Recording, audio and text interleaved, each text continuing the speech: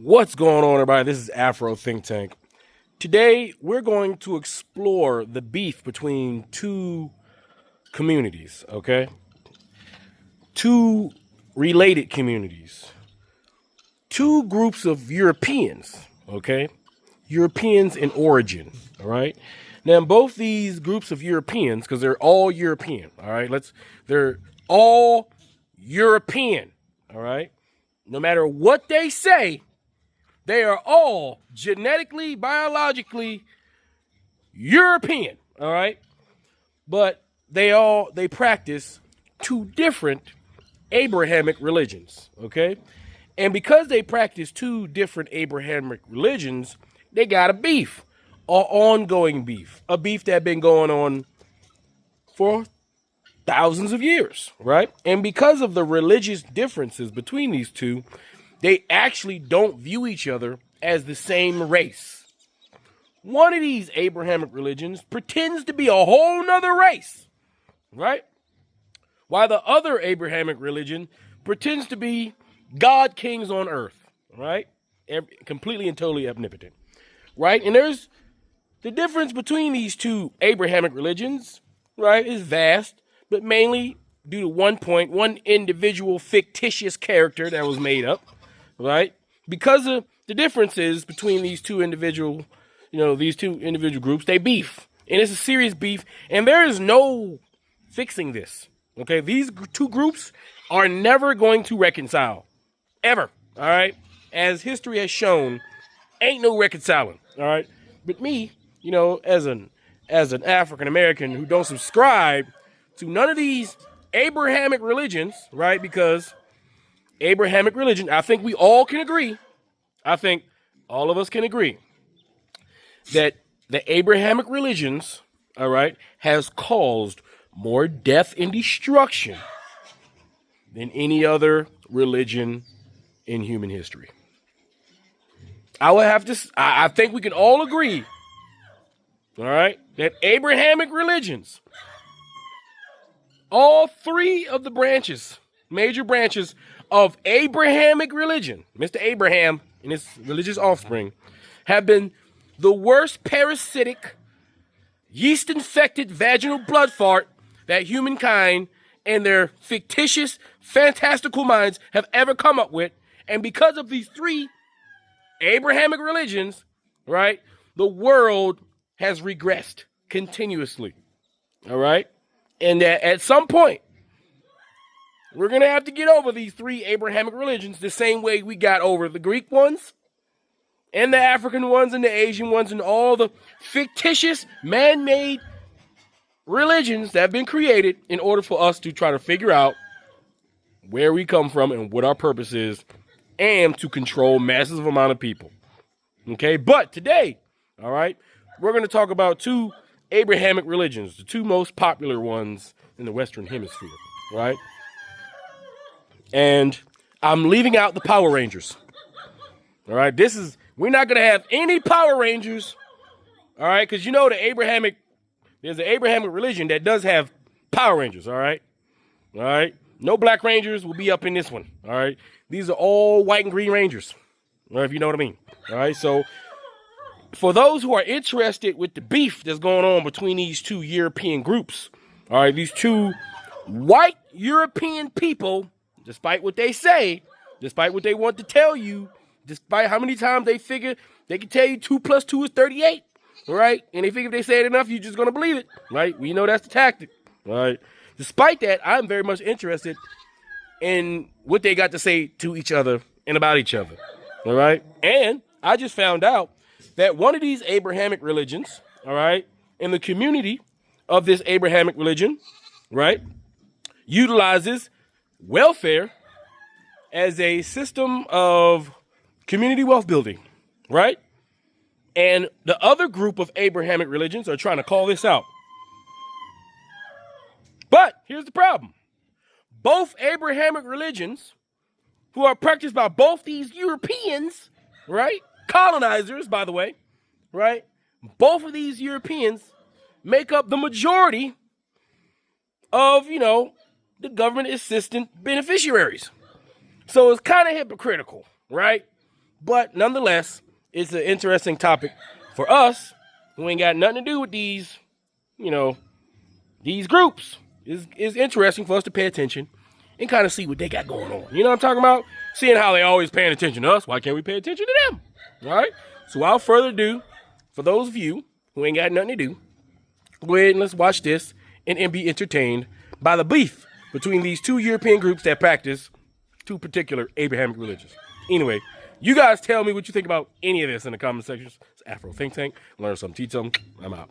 I don't think it was nice how you portrayed the Jewish people. And what are we talking about? What's the context real quick? What's the context? Are we talking about Curious Joel? Yes.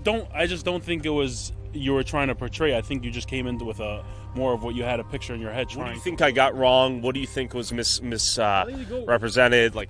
I'm just trying to learn. What do you actually think I got wrong about it? I just think there was agenda. You gotta elaborate a little bit, though. What was the front of the YouTube page posted as? What was the inside the New York town invaded by welfare addicted Jews? Thank you. You answered the question. Was I wrong though? I actually think it's not true, but again, you'd say whatever you want. It's not welfare addicted. This is what it is. Welfare reliance, welfare dependent. What would be a better? Programs don't have it. All right. What are you arguing? That I have an obligation as a taxpayer to fund you and how many kids you want to have? If you want to have 30 kids, that's just how it is. I'm arguing that if the law is set up to have certain criteria for people, and it's according to children, then people who qualify for it, legally qualify for it, 100%. with no fraud at all, are entitled to get it. And you'll give me the credit of acknowledging I never said that was fraudulent. Yes, that's right. I think it's exploitative by nature, though. Yeah, why don't you throw all your money at them and help sustain their lifestyle? Why do I have to take a cut of my paycheck to go towards Curious Joel's insulated Hasidic Jewish community that has nothing to do with me? I'll never get anything out of. There's zero upside for them to exist for me. Anyways, we have the government makes criteria for getting financial aid. And if someone qualifies for that criteria, I'm not sure why when the Jew does it, you're calling it exploitive or taking advantage, but you don't say that to all the other people and populaces that don't have it. Well, I've never seen anything of this scale to where the families are this large and it's sort of baked into their strategy of child raising. So are you against having children, having a lot of children? I'm pro-children. That's great. I think you should be able to afford it. And I want to make an important distinction between the Amish, let's say, and the Hasidic Jews and Curious Joel. You tell me what's the difference. Oh, there are tons of differences. Tons of differences. Most importantly, as it relates to finance, though, the Amish pay for themselves. They're self-sustaining. They're not reliant on welfare programs funded by the taxpayer. What do you do for work? Nothing. How do you make money? My wife. Your wife? What does she do for work? What is this? Interview. Good to meet you. For YouTube. So your wife works and you study the Torah? Have a good day. How many kids do you have? Have a good day. How many children do you have? Okay, thank you. Well, that was fascinating. Excuse me, do you study Torah? Study that? Torah? No. What do you do for work? Do you have a job? Does your wife work? Are you a student of the Torah? Yes. Do you work a job for money? I? Yeah. No. Does your wife? Yes. She does. Does your wife go to work to make money and you study Torah? Where are you? Tyler, good to meet you. I'm just doing a YouTube video about this place. I find it fascinating. I don't have time. I have to go. But where are you going if you don't work? I study. So you study. And does your wife work? What industry does she work in? Teaching, education, Teaching. Children? And how do you afford the kids if you don't work? Your wife? Okay, thank you. I'm just asking Hasidic Jews out here because I know not for you. What do you mean? People are not gonna answer you. Just, What do most men do here for work? Is it they study the Torah? no, most people are working in Amazon like this. CNN? No, I just have a YouTube channel. The mere presence of a goyim was sufficient to raise suspicion. Question for you. What do most men do for work here? Are they rabbis? This is working? No. What do they do? Because I'm trying to talk to people, just figure out what the main industry is. A lot of things. Can you give me some ideas? Oh, go outside. Okay, thank you. I'm trying to talk to folks like you. How you make your money and afford to raise your families. Rolls. What? 54 rolls. But then I finally met this guy who gave me some wisdom. Help me out. Everything people do. What do you do for a living? Billboards. How long does the prayer last? And when do people go to work? People go from 9 o'clock in the morning, from 6 o'clock in the morning until the night. So how do they pay their bills? How they pay the bills? By working. Well, when do they work if they're praying all day? They're not praying all day. So you have a lot of people coming in the morning, and going into work, then coming back to pray. You have a lot of people coming in the morning to pray. They have people just waking up late. I see. From Okay. having a big Different community. schedules. So you own a billboard company? Yes, How do people afford to have like 10 kids out here? the community is based on this. So Okay, so is it wealthy members of the community give charity? yes, mostly. That's the way. The IDF is evil. If you steal somebody's land and then put your boot on their neck for 75 years, bad things are going to happen. But you're on stolen land right now. So when are you going home? Wait, is America stolen land? America is stolen land. Is Israel stolen land? Yes. No, that's not the argument. The argument is this. However, then I thought, well, wait a second. If the biggest donors at, say, Harvard have decided, well, we're going to shut it down now, where were you the last 10 years when they were calling for white genocide? You were allowing this. And then I found myself really hating those people, actually. That you're okay with that? On what grounds were you okay with that? And this is what I've been trying to explain to the pro-Israel lobby, that what you are seeing as lack of support is people that are asking the question is, where were you as we have endured all of this? You were paying for it, actually. Right. You were paying for it. You were paying for it. Because you were calling my children immoral for their skin color. You paid for that. And so why shouldn't I be mad at you? I don't understand. And so that is, obviously you have a ton of white people that are asking this question, and they're now being called anti-Semitic. And I think that that's wrong. I think these are meaningful questions that deserve to be answered. Why was this sort of verbiage allowed into the curriculum? I mean, could you imagine if in the curriculum it said that every Jewish person born is a terrorist? But the Jews here were not happy to see me after I asked how they afford 7 to 10 kids on a single income and if they were on welfare in Kiryas Shoel. How many kids do most people have out here? 17, 18. How do they afford 17, 18 kids? They are proud to do what the Torah says, that you need to be multiple and fruitful. How do you afford to study the Torah, though? God help me. Does the American taxpayer help you, too? Also, yes. How do people afford to have such big families out here? It's the same. Are you Tyler? I'm Tyler. Are you trying to do another anti-Semitism video? How did I spread anti-Semitism? That's crazy you said that. Life circumstance, different culture. So this is their way of, like, listen, I know you're frustrated about some of the things we focused on. Is that kind of what I'm getting at? Sure. So give me some examples of how things were misconstrued. Yeah, what did I get that was wrong? So it's not necessarily misconstrued. Well, it is misconstrued. There's a lot of it that's, you'll cut a lot of it, cut out different words, make it sound a lot worse than it is. There's a lot of people here that are on welfare. A lot of people are in Section 8. A lot of people that are on a bunch of different WIC, food stamps, stuff like that. Sure. If you go to any low-income communities, you're going to see that. They're all going to be on the different welfares. Okay, so they were on welfare. Yeah, okay. No bit of denying that. Okay. But again, it's the way you say it, it's the way you twist it, the way you... How did I twist it? Not twist it, again, twist it's the wrong word. I'm just trying to understand where you're coming from. Growing up in an extremely... Dude, go. Ah, the insufferable hug. See, you say I misrepresent, and then they do that, like, come on. I'm not saying they're all good people. It's like I said, wherever you go, it's going to be the idiots. There's always going to be the assholes wherever you go. I totally get it. You talk about the community. It feels like you're trying to create a narrative that you did not find. You found people that are on welfare that have a lot of kids, but your headline wrote welfare addicted Jews. What is your frustration? I'm curious. Welfare dependent, welfare reliant, welfare addicted. What's the difference? Tell me. They need it to survive, and without it, they die. What is the difference? It's addictive to bait click. That's an addiction. That's an addiction? Yeah. Okay. Are you addicted to being a victim or what? No. It's very weird how American Jews look at Israel Jews. Yeah. It's fucked up. They look at us like we are the actual chosen one. Okay. Like the American Jews don't feel Jews, but they're so much more Jewy. So much more Jewy. People told me like, "Are you Jewish? You like bagels? You like bagels? You have some? I don't know." For me, it's weird because I was born in Israel and I came here when I was 6. So I'm neither. I feel like I'm neither there or there, but I love bagels. So I don't know like where I am. Yeah. But I also love falafel. So I like food. I think I'm just fat. Anti-Semitism has become so blatant that I'm actually in shock. You scroll in the TikTok comments, it's nothing but bullshit conspiracies and persecutory rhetoric that's followed the Jews around for thousands of years with no basis in reality. One of my friends got kicked out of a bar because he was wearing a Star of David on his chest, and I'm tired of staying silent about this. This is complete nonsense.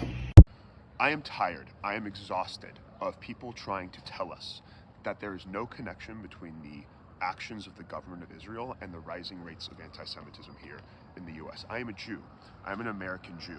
And it was just reported that the man who tried to kill as many Jews as possible in Michigan yesterday by ramming his explosives-laden truck into a synagogue, trying to commit an act of murder, of anti-Semitism, of hatred, of terrifying action, that his family, 2 of his brothers and more, were just murdered in Lebanon by bombs of the Israeli government just a couple days ago. His family was murdered in Lebanon by the Israeli government. A few days later, he tries to kill a bunch of American Jews. I'm Jewish, again. Anybody who tries to tell you that criticism of the government of Israel, that criticism is inherently anti-Semitic, they are lying to your face. And not only are they lying, they are making life more dangerous for Jews in the US. They're making it worse. They're driving up hatred. And I'm tired of this. I'm tired of having this conversation. I am lucky to be a Jew because I'm one of the few people who feels like I'm actually allowed to say this out loud without being called an anti-Semite. My comments will be a lot of people calling me a self-hating Jew. And I don't care because this is the truth. The government of Israel, with the support of the US, is unleashing a genocide. They are murdering people. They are doing so with the support of many Americans, Republicans and Democrats, who are defending those actions in the protection of Judaism. And again, as a Jew, I can tell you, it is only making life riskier. It is only driving up anti-Semitism. Again, the facts we know. This man's family was murdered by the Israeli government a few days ago. His brothers were killed in their home. A few days later, he attempts to kill a bunch of Jews in Michigan. Horrifying, terrifying.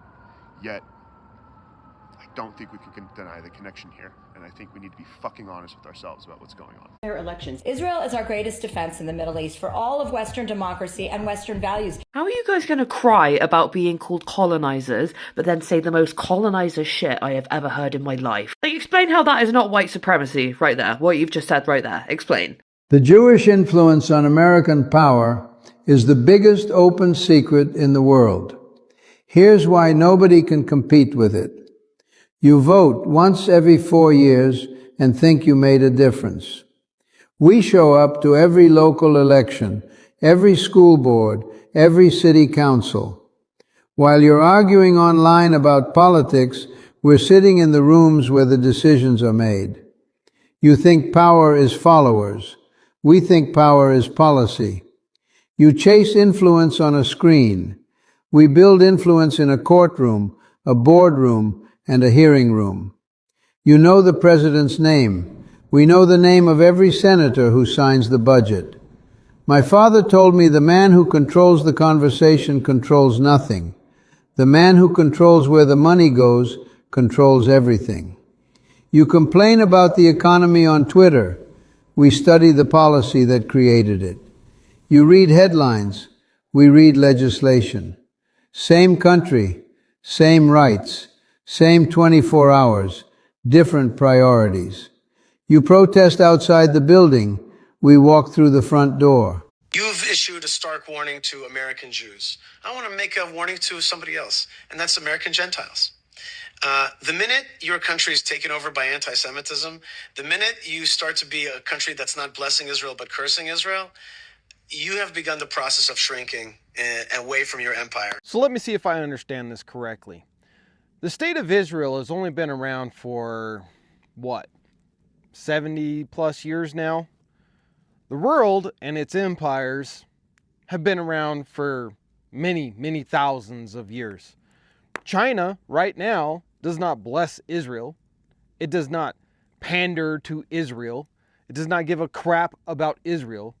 And it is quickly going to overtake the United States as the world's greatest superpower in technology, military, economy, etc. The United States, on the other hand, started blessing Israel 70 plus years ago, and we have done nothing but go downwards, further in debt, complete and utter societal degradation and separation and division. And this guy is sitting here telling us that we have to bless Israel to be prosperous? This is why I'm America first. Not MAGA, not Democrat, not Republican. America first. We need healthcare here. We need good roads here. We need top-notch education here. How about instead of blessing Israel with hundreds of billions of dollars over the past 70 years, we would have reinvested that into our infrastructure, healthcare, education. We would be so far ahead, but instead we're falling behind. And this isn't just a pick on Israel either. We just sent $40 billion to Argentina to screw over our own ranchers. So if you agree with this message, do me a favor, drop a comment down below, save this video, follow for more, like this video, and share this video with at least one person. And if you want more detailed analysis of what's going on in our country and the world, check out our Substack. Link is in the bio. You can sign up for free or support us with a paid subscription. This is the entrance of the AIPAC conference. Let's just peel around here, show you the crowd of supporters chanting. There we go, they just broke the barricades. These American Jews are shutting down the biggest pro-Israel event in the United States, the American Israel Public Affairs Committee Conference. I feel heartbroken that it's taken this much to get our people to move. I feel angry and I feel hopeful. I feel hopeful. I feel hopeful. Look at these beautiful humans here. Their group is called If Not Now. If Not Now came out of the summer of 2014 as a response to the Gaza war. And I think a larger transformation of my generation of Judaism and a shift of consciousness to what it means to be Jewish and what it means to support Israel. A-I-P-A-C, I won't let you speak for me. We are If Not Now. We want freedom, freedom. AIPAC, freedom. I feel angry and I feel empowered, and I'm not letting the people inside that building speak for me anymore. But not everybody was on their side. The Jewish Defense League also showed up. Can I ask you guys why you're here? Support Israel. Right to exist. What do you make of all these people here? Hypocrites. There's no such a thing called occupation. I am Palestinian myself. I'm Palestinian as well, and my Okay, family lived under occupation in Palestine. There's no Palestine. Palestinian are liar, terrorists. So how, are you Palestinian? I belong to Israel. You just said you were Palestinian. For the family, but there's no such a thing. Okay, so a very confusing scene here. And the league's members provoked AIPAC protesters and even burned a Quran. But despite being physically attacked and called Nazis, capos, and more, the If Not Now activists remained remarkably calm.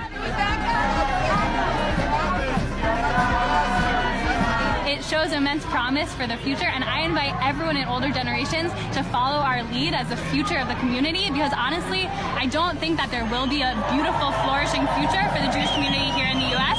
unless our older folks come with us and join. I'm a Jewish man. Okay. I believe in Jesus. Okay. Am I wrong? Yeah. Tell me how. I'm standing out in front of the walls of Jerusalem, a city historically known for hostility towards Jesus. So I'm a Jewish man that believes in Jesus. Let's go see what the people of Jerusalem have to say about it. Okay, so I'm a Jewish man and I believe in Jesus. Am I wrong? You're yes. Yes? No, tell me. I'm not going to be offended. I just want to know why and have an intellectual conversation. Okay. It makes absolutely zero sense. Because you're Jewish, you should learn about your own roots first. I'm a Jewish man. Okay. I believe in Jesus. Okay. Am I wrong? Yeah. Tell me how. You hear what the Yeshua was? What's that? That story? What's that? You said you had a Yeshua 5 years ago. An experience, yeah, salvation story. Can I hear more about the story? More about the story? Of course. So 5 years ago, I had an encounter with Jesus that I wasn't expecting. I wasn't expecting it. I was miserable, depressed, anxious, and suicidal. And I felt empty. So I tried to fill it up with New Age spirituality, meditation, bits and pieces of Buddhism and Hinduism, idol worship. I had my own made-up religion. And I realized that I needed something more. And when I finally crumbled and fell to the floor, I cried out to God, and Jesus showed up. He showed up in people, he showed up in books, he showed up in television programs, and I started to weep. And so what I realized was that this is the truth. And so I put my faith in Yeshua. I was changed overnight. And I decided to research the scriptures, the Old Testament, and the Tanakh, our Hebrew scriptures, and realized that they were pointing to someone.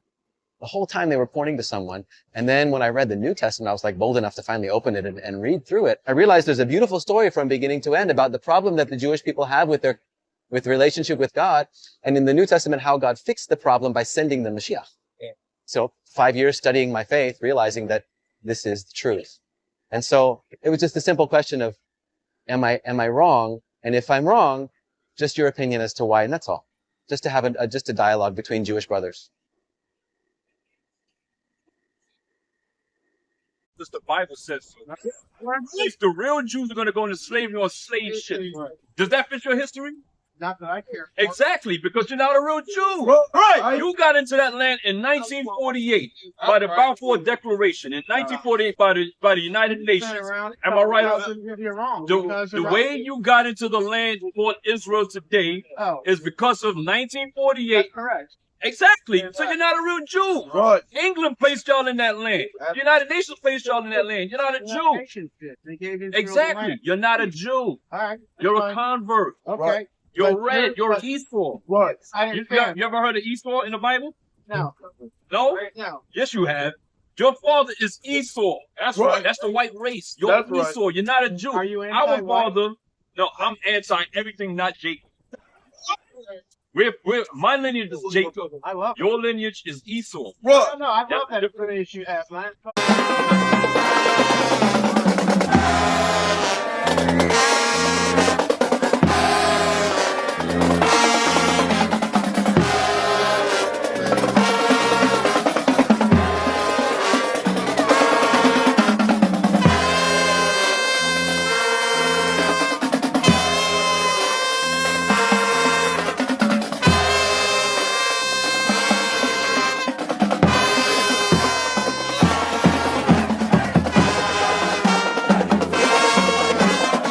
Free Sudan! Boycott diamonds and gold! Free Sudan! Boycott diamonds and gold! We most definitely cannot forget about the people of Sudan! Thanks for watching Afro Think Tank.